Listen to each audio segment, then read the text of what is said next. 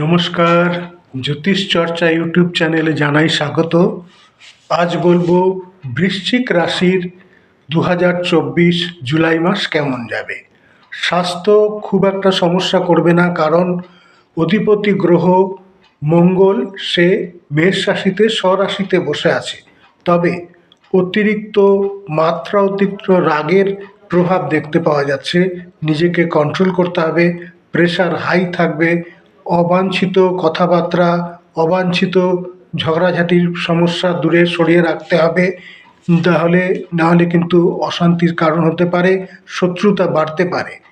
যদি জন্মরাশিতে মঙ্গল থাকে তাহলে শত্রুতা, দুশ্চিন্তা, জ্বর ইত্যাদি হয়ে থাকে। তাই পুরো জুলাই মাস এক্ষেত্রে সাবধানতা অবলম্বন করতে হবে।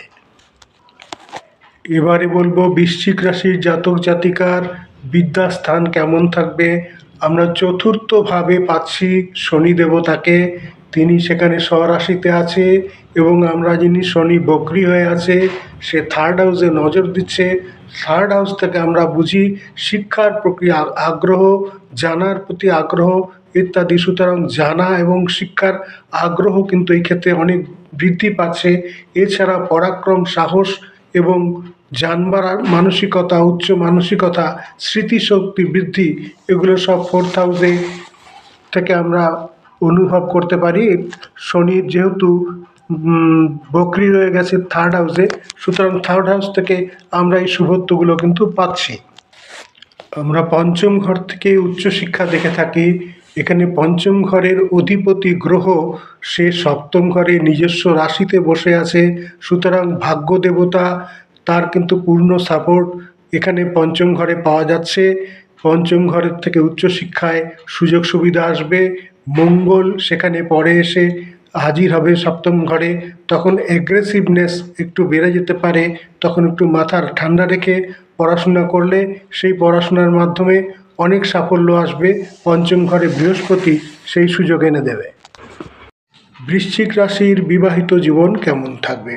সপ্তম ঘরে বৃহস্পতি আছে, 12 তারিখ পর্যন্ত খুব স্বাভাবিক সুন্দর সম্পর্ক থাকবে এবং একটা সুন্দর জায়গায় গিয়ে এই সম্পর্ক গিয়ে পৌঁছাবে। পুরনো ঝামেলা থাকলে মিটে যাবে।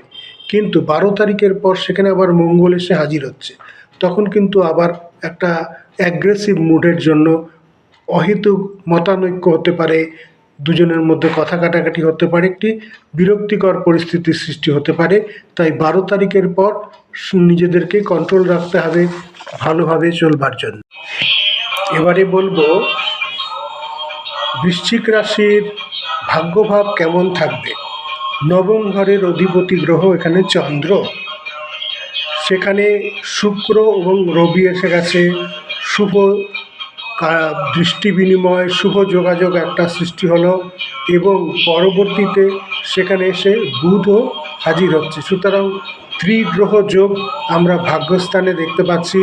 ভাগ্য অধিপতি গ্রহ সে অনেক বেশি সহযোগিতার মানসিকতা নিয়ে এখানে থাকছে। এবারে বলবো কর্মভাব কেমন থাকবে। কর্মভাবের অধিপতি গ্রহ রবি নবম ঘরে আছে। রবির উপরে শনিদেবের দৃষ্টি রয়েছে। কর্মস্থানে বিরুদ্ধ স্বভাবের মানুষদের অসহযোগিতা লক্ষ্য করা যাচ্ছে। অধস্তন স্টাফদের, অধস্তন কর্মচারীরা অসহযোগিতা করবে। বসের সাথে বনিবনা হবে না। মাথা ঠান্ডা রেখে কিন্তু কর্মস্থানে কাজ করতে হবে। অন্তত জুলাই মাসটি সেক্ষেত্রে অনেক বেশি সতর্ক থাকতে হবে। এই ছিল বৃশ্চিক রাশির জুলাই মাসের 2024 কেমন যাবে তার প্রেডিকশন। আগামীতে আবার দেখা হচ্ছে। সঙ্গে থাকবেন। আমার ছোট্ট ইউটিউব চ্যানেল জ্যোতিষ চর্চা সাবস্ক্রাইব করবেন